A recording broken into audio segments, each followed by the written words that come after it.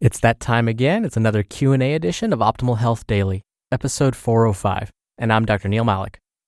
Hey there, happy Friday. Welcome to another Q&A edition of Optimal Health Daily, where I answer your health questions related to fitness, diet and nutrition, and lots more. You send in the questions, and I answer them for you. Now, today's caller brought up a very interesting point, something that I didn't even realize. And so this is why I love hearing from you, because you can tell me if you need more information about something or if I need to go into more detail about something else. So again, thank you for sending in your questions. I'm sure you're excited to hear today's question, so let's jump right in as we optimize your life. Hi, my name's Heather, and I live in Orange County, California. And your show, a lot of times you stress the importance of weight training, which is super exciting to me. My question is to weight machines at the gym.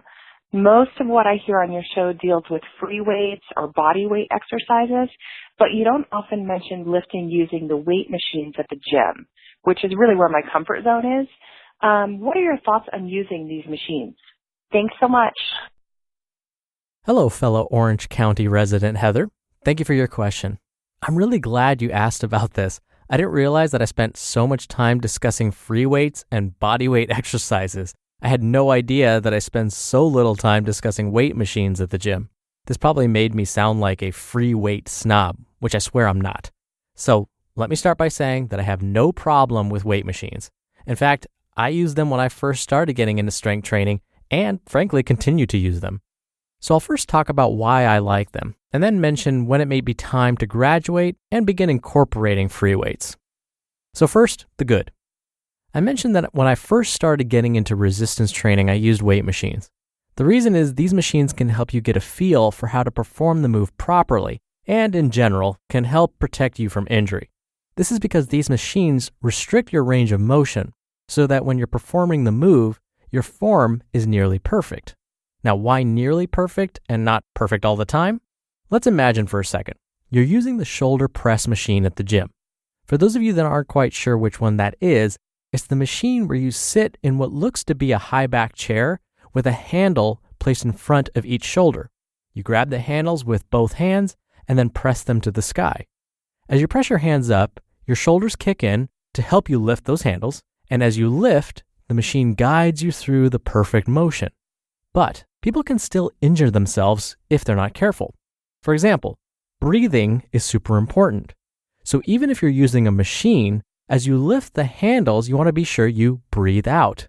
As you bring them back down, breathe in. You can use this same breathing technique for almost any weightlifting exercises. But a common mistake, even when folks use these machines, is to hold their breath. And if you hold your breath, you might actually pass out. So we don't want that to happen. Also, have you ever seen people just swinging the weights back and forth when they're using these machines? It's better to use controlled movements to prevent injury. Plus, when folks swing the weights like that, they're often using a weight that's either too heavy or too light. So when you're just starting out, aim for a weight that you can lift 12 to 15 times. As you become more comfortable with the machine, you can increase the weight so that you can only lift it maybe 8 to 10 times. Oh, and another advantage is that these machines allow you to increase and decrease the weight really easily. Usually it's as simple as moving a pin to a new weight on the weight stack. Now these machines can also help you perform exercises that simply aren't practical to do with free weights. For example, let's say you want to work on your glutes and hamstrings. The leg curl machine is great for building up those muscles. Now that's the one where you lay flat on a bench, face down, and you place the backs of your feet under a padded bar. You then lift your feet, and while you lift, the bench keeps your knees in place, forcing you to use only your glutes and hamstrings to lift the weight. Now, can you imagine trying to do this move with free weights? It wouldn't be all that practical. So machines like these can be great for isolating certain muscle groups. So as long as you're using the machines properly and safely and lifting the proper weight, you can absolutely get some fantastic results and build that muscle. Now, when would you want to consider graduating from these machines and onto free weights? Now, I usually recommend folks incorporate free weights into their routine because using free weights forces you to use all those little muscles you didn't even know existed. So remember how I mentioned that machines help keep your form perfect? Well, it's kind of a catch-22 because the machines restrict your movements some of the smaller stabilizing muscles may not kick in. Let's use the shoulder press example from before. When you ditch the shoulder press machine and try to perform the same move with dumbbells in each hand, you may find that initially it feels kind of odd. You press the weights towards the sky, and your arms might start to move too far forward or too far backward as you try to balance the weight. But just know this is perfectly normal. What's happening is all those little muscles that weren't being used when you were using the machines have to kick in now to balance the weight. In fact, you may find that the next day, you start to feel sore in places you didn't even know existed.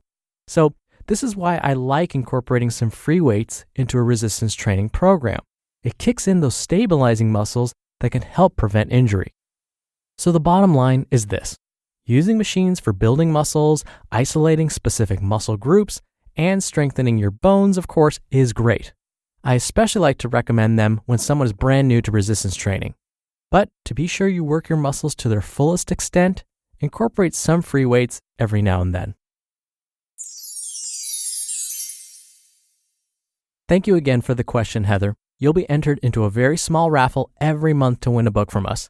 And if you want to be in the raffle, send me a question. Just come by oldpodcast.com. Once you're in and on the main site, there's a red bar along the side of the page that you can click on and record right from your computer's microphone. It's really easy, and you can even play back your message and do retakes before sending it in. Or you can do it the old-fashioned way and call in. The number is 61 I love OHD. Both methods are in this episode's description, which you can find at oldpodcast.com. All right, that's another week of Optimal Health Daily in the books. I hope you enjoyed the Super Bowl for those of you that are in the U.S. Thank you for listening every day and all the way through. Have a wonderful Super Bowl weekend. I'll see you back here on Monday where your optimal life awaits.